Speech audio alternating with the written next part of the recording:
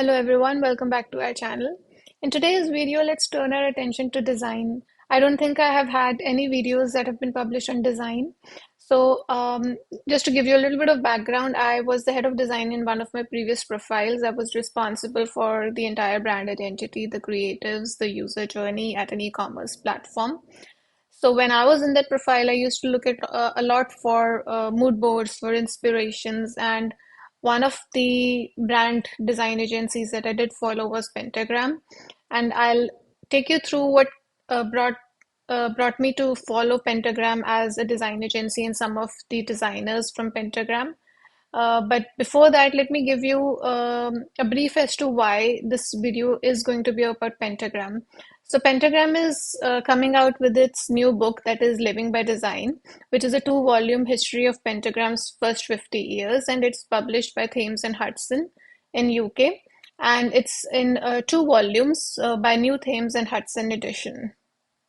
So it talks about that the book has been 5 years in the making and is an in-depth survey of Pentagram from its beginnings in 1970 in London to the present day. And it also talks about that book one is the biography, which offers a comprehensive analysis of Pentagram, our partners, our multidisciplinary approach, and our unique business model.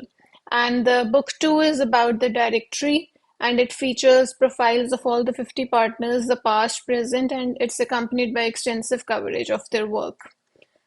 Also, to share a little bit of background about Pentagram, Pentagram is an independently owned design studio, and their work is into a lot of fields like, for example, graphics, brand identity, strategy, positioning, products, packaging, exhibitions, installations, website, digital experiences, campaigns, etc. And they have 24 partners, which are all practicing designers. And whether working collaboratively or independently, they do so in friendship. And their structure is very unique, which is what brought my attention to this particular design agency. They say that we are the only major design studio where owners of the business are also the creators of the work and serve as the primary contact for every client. And some of the designers that I have been following have been Michael Beru, Natasha Jen, then Albert Miller, Paula Scher. So these are some of the designers that I have been following. I wanted to take you through a couple of their works within their portfolio, just to give you an indication as to what this design agency has been responsible for in the past couple of years. If you remember MIT, the museum, so the brand identity for MIT was designed by Michael Beru at Pentagram. So there's a video that they created about the brand identity when it was released. I'm just going to scroll through and take you through what they have been doing. They say that the identity captures the sense of connection, creativity, and invention at MIT with an articulated logo that is modular and infinitely adaptable.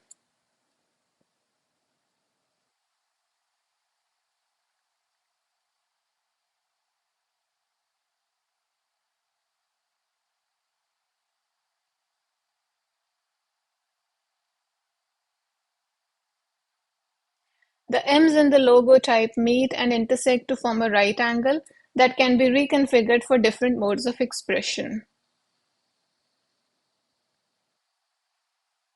See? So this brings us to their second portfolio project, which is Saks Fifth Avenue, which is again Michael Beru, and it is about the brand identity and the packaging at Saks Fifth Avenue. So the new logo was designed by Michael Beru, and then the packaging also was designed by Michael Beru here. And this just shows you images of Saks Fifth Avenue with the new branding, new brand identity. Okay, next is Tiffany's. I think this project was done by Paula Scher, and this was also about brand identity and packaging. So it was done for logotype and packaging makeover for Tiffany. And it says that the Tiffany logotype has been redrawn by hand to resemble a hot metal type surface and reduced in size by some 40% on bags and boxes where it is foil stamped rather than printed.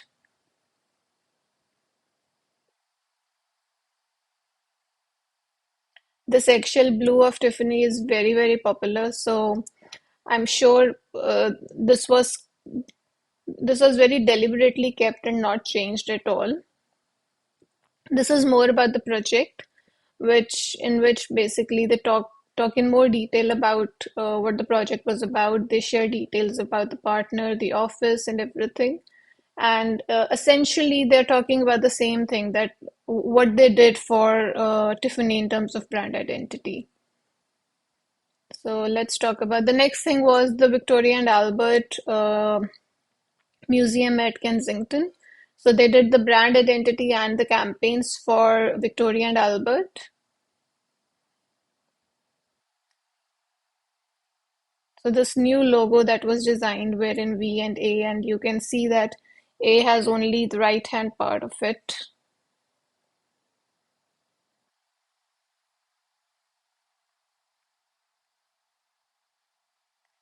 So it's also talking about how there is going to be um a family of other projects evolved within Victoria and Albert, and they say that the principle was always to create a family of venues, each serving their specific audiences, each with specific voice in a family of voices, and each playing a specific part in a united purpose.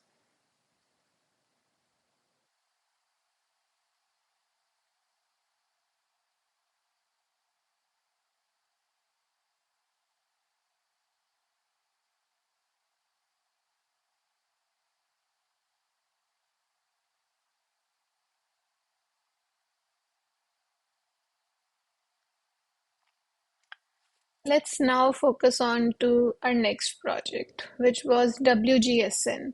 So it was about data-driven design. It is about explaining to the customer the data visualization process that helps explain the process behind the world's leading consumer trend forecaster.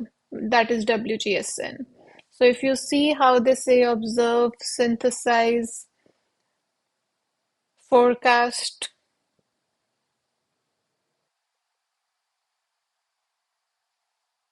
and finally focus.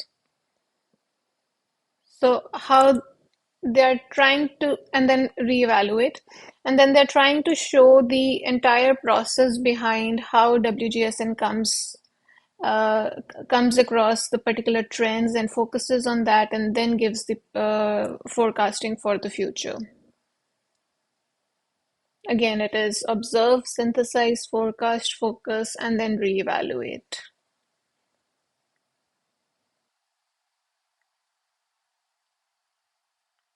If details about, okay, so the details about this project are not available. They are available. Let's see who did that. Which particular designer did that? Okay, it is Giorgia Lupi.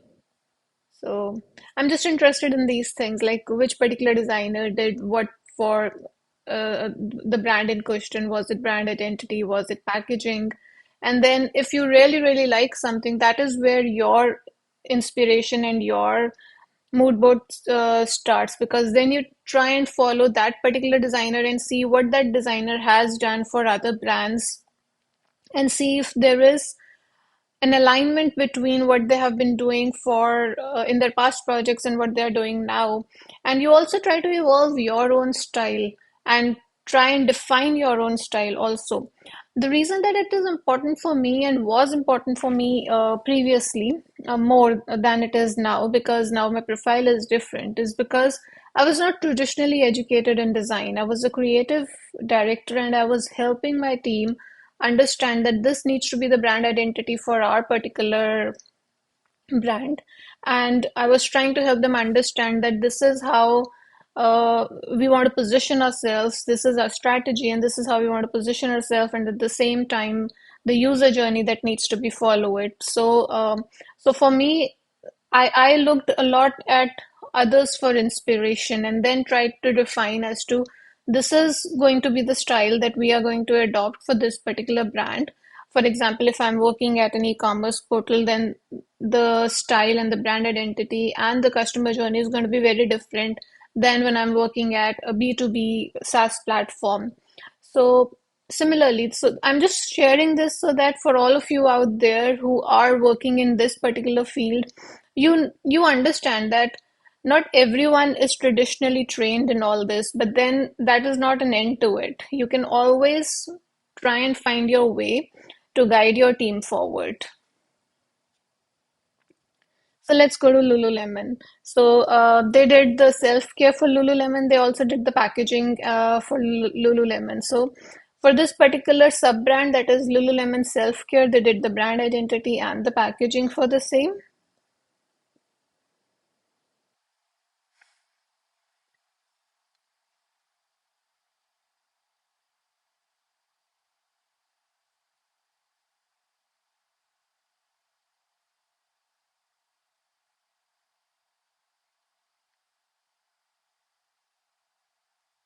And they're also going to explain it somewhere so that if you want to understand as to why they did this particular kind of packaging or why they did this particular type of brand identity. So what was the brief, or what was the creative brief behind that, and how did they kind of merge the creative brief and how what the product looks like right now.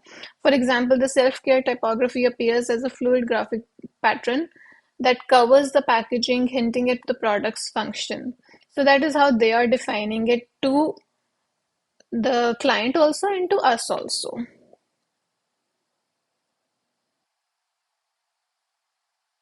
See how visual is so important. Now, if we had just this picture of, so for all of you out there who are making their own portfolios also, if you had just this picture in your portfolio, it is not going to be as impactful as how they have showcased their entire portfolio. For example, starting with this, having moving images, then explaining what they were doing, and then a very in focus picture of all the products. So, for all of you out there who are still making their own portfolios, this can be a good inspiration to follow. I think they also did the packaging, yeah, the brand identity for Lululemon Manifesto. I'm going to skip over this. I'm just going to scroll down so as to let you see what they did. Oh, see. So this is basically the Lululemon manifesto, which has been printed on the leggings. Okay, this is nice. Okay, so let's now move on to for the Nike World headquarters. They did the signage and environmental graphics, the signage and the wayfinding program for the company's corporate campus. And let's see. I'm going to let this video play so that you can understand what they are trying to show us.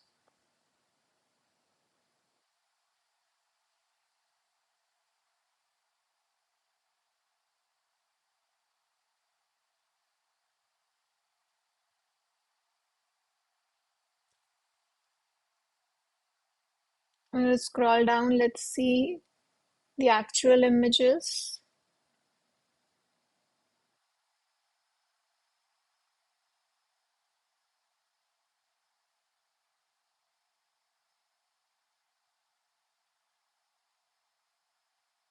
See, tailwind, employee parking, caution,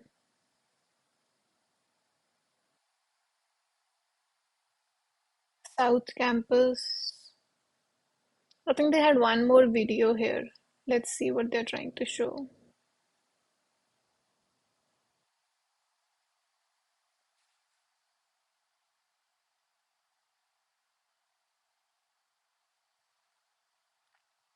For next time onwards, I'm going to try and find a way to play the system audio in the videos also. I'm sure that's going to make the video much more interesting than it is right now. Okay, they're showing a skeleton of their signage. Okay, so here we go. I've actually seen a lot of this in the company that I'm working at right now, all this signage and how important the signage is if you have a huge campus. So, definitely, this is important, and if you find a playful way of doing it, it's even better.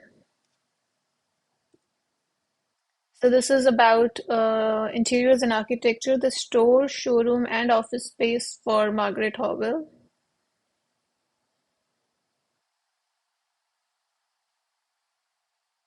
It's very pared down design. Yeah, the store has a pared down feel inspired by Margaret Howell's simple, understated elegance and dedication to fine craftsmanship. Okay, the next thing that I had for you was the Mulberry book design. It was an in-store publication for Mulberry that tells the story of their heritage and their creative philosophy. Mulberry from England with love. So it's basically the book design.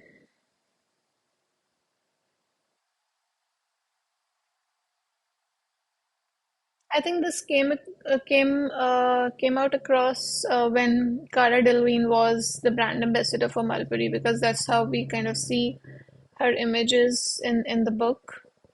At that point of time, I remember Mulberry was promoting itself a lot. So this is Christian Louboutin's Selfridges space. Interiors for the French designer's men's shoes boutique situated in the world's largest dedicated men's shoe department. So basically, the interiors for Louis Vuitton's men's department. Pentagram was briefed to create an immersive masculine environment that captured the theatricality of Christian Louboutin's designs. Maybe because of all that, it is so red. But then Christian Louboutin is very much associated with red, so I'm not sure whether it's because they wanted to signify a masculine design or because they were just using the brand's signature color. Then we have, let's see, oh, Schiaparelli and Prada. So, a catalog design for exhibition that uniquely captures and extends the show's juxtaposition of the two designers.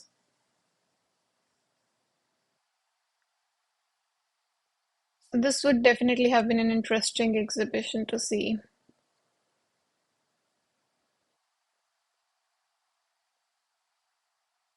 I think I did open the details of the project also.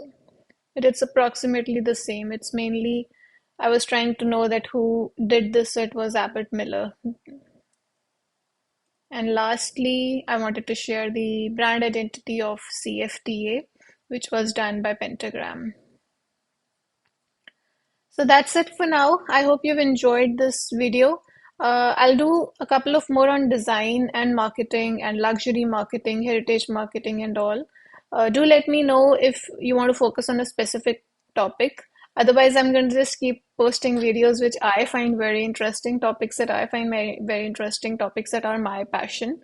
So that's it for now. Do stay tuned in for more. Thank you.